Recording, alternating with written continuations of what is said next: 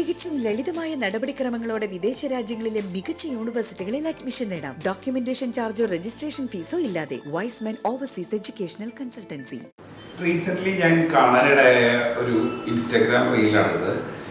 ഈ റീലിൽ അവർ പറയുന്നത് സ്റ്റുഡൻസ് തട്ടിപ്പിനിരയായി എന്നാണ്. ഈ തട്ടിപ്പ് എന്താണെന്ന് കറക്റ്റായിട്ട് ആ വീഡിയോയിൽ പറയുന്നില്ല. ഇതൊരു കുറച്ച് കൺഫ്യൂസിങ് ആണ്. കാരണം എൻ്റെ അടുത്ത് ചോദിച്ചത് യൂണിവേഴ്സിറ്റി അങ്ങനെ പറഞ്ഞ് പൈസ മേടിക്കുമോ എന്നുള്ളൊരു കാര്യമാണ്. ഇത് ഞാനൊന്ന് എക്സ്പ്ലെയിൻ ചെയ്തിട്ട് ഇതിൻ്റെ മറ്റ് കാര്യങ്ങളിലേക്ക് പോവാം.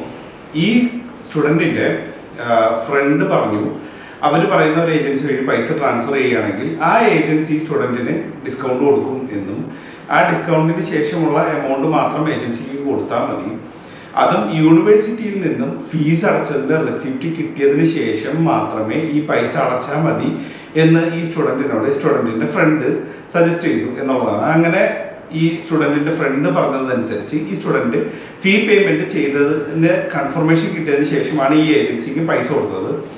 അതിനുശേഷം കുറച്ച് ദിവസങ്ങൾക്ക് ശേഷം ആൾക്ക് ഈ ഫീ പേയ്മെൻറ്റ് പെൻഡിങ് ആണ്, ബാക്കിയുള്ള എമൗണ്ടും കൂടി അടയ്ക്കണം എന്ന് പറഞ്ഞ് ഈ സ്റ്റുഡൻറ്റിന് ഒരു മെയിൽ വന്നിട്ടുണ്ടായിരുന്നു എന്നാണ് പറയുന്നത്. ഇത് ആക്ച്വലി ഉണ്ടാവാൻ ഉള്ള ഒരു കാരണം എന്താണെന്ന് വെച്ച് കഴിഞ്ഞാൽ, UK സ്റ്റുഡൻസിൻ്റെ കയ്യിൽ നിന്നും പൈസ മേടിച്ചിട്ട് അവരടച്ചോളാം എന്ന് പറഞ്ഞ് പൈസ കളക്ട് ചെയ്യുന്ന പല ഏജൻസീസും ഉണ്ട്. അതിൽ അവർ ഡിസ്കൗണ്ട് ഓഫർ ചെയ്യാറുമുണ്ട്. ഇവരിത് എങ്ങനെയാണ് ഓപ്പറേറ്റ് ചെയ്തത്? കാരണം യൂണിവേഴ്സിറ്റിയിൽ നിന്നും റെസിപ്റ്റ് വന്നതിന് ശേഷം പിന്നീട് എങ്ങനെ യൂണിവേഴ്സിറ്റിക്ക് വീണ്ടും കാശ് ആവശ്യപ്പെടാൻ പറ്റും എന്നുള്ളതിലാണ് ഇതിൻ്റെ അത് കൺഫ്യൂഷൻ നിൽക്കുന്ന കാര്യം. നമ്മളുടെ നാട്ടിലെ ബാങ്കിങ് പോളിസീസ് പോലെയല്ല UK ബാങ്കിങ് പോളിസീസ്. ഓൺലൈൻ ട്രാൻസാക്ഷനിൽ ഒരാൾക്ക് അയാളുടെ കാർഡ് മിസ്യൂസ് ആയി അയാളുടെ അക്കൗണ്ടിൽ നിന്നും പൈസ നഷ്ടപ്പെട്ടു എന്ന് പറഞ്ഞാൽ ആ പൈസ എപ്പോൾ വേണേലും റിട്രീവ് ചെയ്ത് കൊടുക്കേണ്ട ഒരു ഉത്തരവാദിത്തം ബാങ്കിനുണ്ട്. അപ്പോൾ ഇത് ചിലപ്പോൾ ഒരു വ്യക്തി അറിഞ്ഞുകൊണ്ട് ചെയ്യുന്നതായിരിക്കാം, അല്ലെങ്കിൽ ഒരു വ്യക്തിയുടെ ബാങ്ക് അക്കൗണ്ട് ഡീറ്റെയിൽസ്, കാർഡ് ഡീറ്റെയിൽസും അയാളുടെ പാസ്വേഡും ബാക്കിയുള്ള ഡീറ്റെയിൽസ് എല്ലാം ഹാക്ക് ചെയ്തെടുത്തിട്ട് ചെയ്യുന്നതുമാവാം. ഈ രണ്ട് രീതിയിൽ ചെയ്യുന്നതാണെങ്കിലും അൾട്ടിമേറ്റ്ലി ഇതിൽ പേയബിൾ ആയിട്ടുള്ള വ്യക്തിയായിട്ട് വരുന്നത് സ്റ്റുഡൻറ്റ് തന്നെയാണ്. അപ്പോൾ അത് വ്യക്തമായിട്ട് സ്റ്റുഡൻറ്റിനെ ട്രാപ്പ് ചെയ്യുന്നതാണ് ഇതിൽ. കാരണം ആ ഒരു ഡിസ്കൗണ്ട് ഓഫർ ചെയ്തപ്പോൾ സ്റ്റുഡൻറ്റ് അത്രയും ബേർഡൻ കുറഞ്ഞു എന്നുള്ള രീതിയിലാണ് അവർ ഈ പൈസ ഈ ഏജൻസിക്ക് കൊടുക്കുന്നത്. പക്ഷേ ഇതിൽ രണ്ട് കാര്യം നമ്മൾ ചിന്തിക്കേണ്ടതുണ്ട്. ഒന്ന്, യൂണിവേഴ്സിറ്റി തന്നെ നമ്മളുടെ അടുത്ത് പലപ്പോഴും ഫീ പേയ്മെൻറ്റ് ഒന്നല്ലെങ്കിൽ സ്റ്റുഡൻറ്റിൻ്റെ കാർഡ് ഡീറ്റെയിൽസ് എന്ന് വെച്ച് കഴിഞ്ഞാൽ ഇന്ത്യയിൽ നിന്നും അവിടെ എത്തുന്ന സ്റ്റുഡൻസിൻ്റെ അടുത്ത് യൂണിവേഴ്സിറ്റി ആവശ്യപ്പെടുന്നത് അവരുടെ കാർഡ് ഡീറ്റെയിൽസ് കൊടുത്തിട്ട് അതിൽ നിന്നും ഫീ പേയ്മെൻറ്റ് ചെയ്യാനാണ് യൂണിവേഴ്സിറ്റി പ്രൈമറിലി ആവശ്യപ്പെടാറ്. അങ്ങനെ ചെയ്തതിന് ശേഷം നമുക്ക് സ്റ്റാൻഡിങ് ഇൻസ്ട്രക്ഷൻ ആയിട്ട് എന്ന് വെച്ച് കഴിഞ്ഞാൽ ഓരോ മാസം സെർട്ടൺ എമൗണ്ട് സ്റ്റുഡൻറ്റിൻ്റെ ഈ കൊടുത്ത അക്കൗണ്ടിൽ നിന്നും ഡെബിറ്റ് ചെയ്യാവുന്ന രീതിയിൽ കൊടുക്കാം, അല്ലെങ്കിൽ ഈ അക്കൗണ്ട് ഡീറ്റെയിൽസ് കൊടുത്ത് എൻറോൾമെൻറ്റ് കംപ്ലീറ്റ് ചെയ്തതിന് ശേഷം സ്റ്റുഡൻറ്റിന് തന്നെ ഓരോ ഇത്ര നിശ്ചിത ഇൻ്റർവെല്ലിൽ സ്റ്റുഡൻറ്റിന് തന്നെ ഈ കാർഡ് ഡീറ്റെയിൽ കൊടുത്തിരിക്കുന്ന കാർഡ് ഡീറ്റെയിൽസ് ഉള്ള അതിൽ നിന്നും സ്റ്റുഡൻറ്റിന് ഫീ പേയ്മെൻറ്റ് ചെയ്യാം എന്നുള്ളതാണ് യൂണിവേഴ്സിറ്റി ഫസ്റ്റായിട്ട് വയ്ക്കുന്ന ഓഫർ. യൂണിവേഴ്സിറ്റി ഒരിക്കലും ക്യാഷ് പേയ്മെൻറ്റോ അല്ലെങ്കിൽ ബാങ്ക് ട്രാൻസ്ഫറോ പ്രോത്സാഹിപ്പിക്കുന്ന ഒരു സിറ്റുവേഷൻ UK ഇല്ല. അതുകൊണ്ട് തന്നെ നമ്മൾ ഇവിടെ നിന്ന് പോലും പലപ്പോഴും പൈസ ട്രാൻസ്ഫർ ചെയ്യുന്ന സമയത്ത് യൂണിവേഴ്സിറ്റീസ് നമ്മളുടെ അടുത്ത് പറയാറുണ്ട്, ഒരിക്കലും direct bank transaction university encourage ചെയ്യുന്നില്ല എന്നുള്ളത് നമ്മളുടെ അടുത്ത് വ്യക്തമായിട്ട് ഓഫർ ലെറ്ററിൽ അവർ പറയാറുണ്ട്. അങ്ങനെ പൈസ ട്രാൻസ്ഫർ ചെയ്യാൻ, ഇന്ത്യയിൽ നിന്നും പൈസ ട്രാൻസ്ഫർ ചെയ്യാൻ വേണ്ടി പലപ്പോഴും യൂണിവേഴ്സിറ്റീസ് നമ്മുടെ അടുത്ത് സജഷൻ ചെയ്യുന്ന ഒരു വെബ്സൈറ്റാണ് ഫ്ലൈവെയർ പോലത്തെയുള്ള അവരുടെ ഓൺലൈൻ ട്രാൻസാക്ഷൻ പ്ലാറ്റ്ഫോംസ്.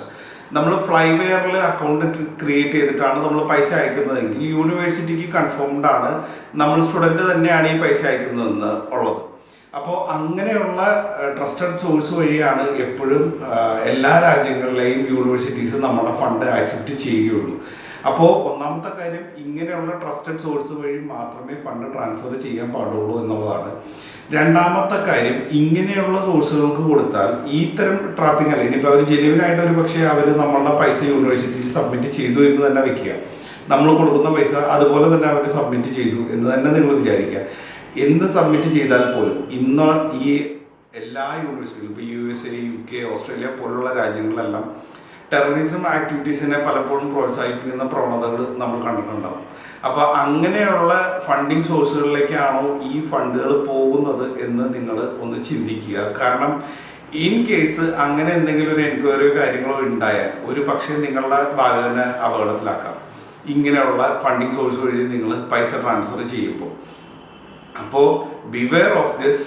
കാരണം ഇങ്ങനെയുള്ള ഒരുപാട് തട്ടിപ്പ് പ്രസ്ഥാനങ്ങൾ അവിടെയും ഉണ്ട്. സ്റ്റുഡൻസിനെ മാത്രം ഫോക്കസ് ചെയ്യുന്ന ഒരുപാട് പ്രസ്ഥാനങ്ങളുണ്ട്.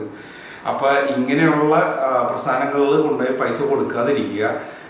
ഈ 500 പൗണ്ട് എന്നൊക്കെ പറയുന്നത് നിങ്ങൾക്ക് വലിയൊരു എമൗണ്ട് ആണെന്ന് അറിയാം, പക്ഷെ അങ്ങനെ ഒരു ലാഭം തരാനായിട്ട് ആരും തയ്യാറാവില്ല. ഇനി അങ്ങനെയുള്ള ഒരു ലാഭം ഉണ്ടെങ്കിൽ തന്നെ അത് നിങ്ങൾ യൂണിവേഴ്സിറ്റിയിൽ ഇനീഷ്യലി ജോയിൻ ചെയ്യുന്ന സമയത്ത് ഇപ്പോൾ കംപ്ലീറ്റ് ട്യൂഷൻ ഫീസൊക്കെ നിങ്ങൾ സിംഗിൾ സ്ട്രെച്ചിൽ പേ ചെയ്തിട്ട് പോവുകയാണെങ്കിൽ യൂണിവേഴ്സിറ്റീസ് 1,500, 500,000 അതുപോലെ 2,000 വരെയൊക്കെ ഈ അവർ ഇനീഷ്യലി തന്നെ സ്കോളർഷിപ്പിന് പുറമെ അവർ വേറെ ഡിസ്കൗണ്ടും തരുന്ന സിറ്റുവേഷൻ UK-ലുണ്ട്. അപ്പം അങ്ങനെയുള്ള കാര്യങ്ങൾ ട്രസ്റ്റഡ് ആണ്, യൂണിവേഴ്സിറ്റി തന്നെ നിങ്ങൾക്ക് ഓഫർ ചെയ്യുന്നതാണ്. അത് മേക്ക് യൂസ് ചെയ്യുക. അല്ലാതെ മറ്റാരെങ്കിലും പറഞ്ഞു എന്നൊക്കെ പറഞ്ഞ് ഇതേപോലെയുള്ള ഒരു പ്രോപ്പർ അല്ലാത്ത ചാനലിൽ കൂടെയുള്ള പേയ്മെൻറ്റ് കാര്യങ്ങളൊക്കെ ഒഴിവാക്കുക. ഇനി അങ്ങനെയുള്ള പേയ്മെൻറ്റ് എന്തെങ്കിലും പോയാൽ ചിലപ്പോൾ നിങ്ങളുടെ ഭാവി തന്നെ അപകടത്തിലാവാൻ സാധ്യതയുണ്ട്. അതുകൊണ്ട് തന്നെ ഇങ്ങനെയുള്ള കാര്യങ്ങൾക്കൊക്കെ ഇതേപോലെ തന്നെ പലപ്പോഴും ഇമെയിൽസ് വരുന്ന ഒരു പ്രവണതയും കൂടി ഉണ്ട്. എവിടെ നിന്നാണ് ഈ സ്റ്റുഡൻസിൻ്റെ ഡീറ്റെയിൽസ് ഈ ഏജൻസികൾക്ക് കിട്ടണമെന്ന് അറിയില്ല. നമ്മൾ UK പോലത്തെ കൺട്രീസ് പലപ്പോഴും ചെയ്യുന്ന സമയത്ത് ഫീ ട്രാൻസ്ഫറിന് വേണ്ടി ഞങ്ങളുടെ പോർട്ടൽ യൂസ് ചെയ്യാമെന്നൊക്കെ പറഞ്ഞ് പല സ്റ്റുഡൻസിനും ഇതേപോലെ മെയിൽ വന്നതും പോർട്ടലിലെ ഡീറ്റെയിൽസ് ഒക്കെ വന്നതായിട്ട് സ്റ്റുഡൻസ് പറഞ്ഞിട്ടുണ്ട്, നമ്മളുടെ അടുത്ത് കൺസൾട്ട് ചെയ്തിട്ടുണ്ട്. അപ്പം അങ്ങനെയുള്ള സമയത്ത് നമ്മൾ പറഞ്ഞു കൊടുക്കാറുണ്ട് അതിൻ്റെ ആവശ്യമില്ല. യൂണിവേഴ്സിറ്റി ഓൾറെഡി നമുക്കൊരു ഫ്ലൈവെയർ പോർട്ടലും കാര്യങ്ങളും തന്നിട്ടുണ്ടെങ്കിൽ നമുക്ക് അതുവഴി തന്നെ ഫീ പേയ്മെൻറ്റ് ചെയ്താൽ മതി എന്നുള്ള സജഷൻ നമ്മളെല്ലാ സ്റ്റുഡൻസിനും കൊടുക്കാറുണ്ട്. അപ്പോൾ ബിവെയർ ഓഫ് ദിസ്. UK-ലാണ് എന്ന് പറയുമ്പോൾ എല്ലാ കാര്യങ്ങളും 100% ആണെന്ന് വിചാരിക്കരുത്. തട്ടിപ്പ് കേസുകൾ അവിടെ ഒരുപാടുണ്ട്, അതിലൊന്നും പോയി പെടാണ്ടിരിക്കുക.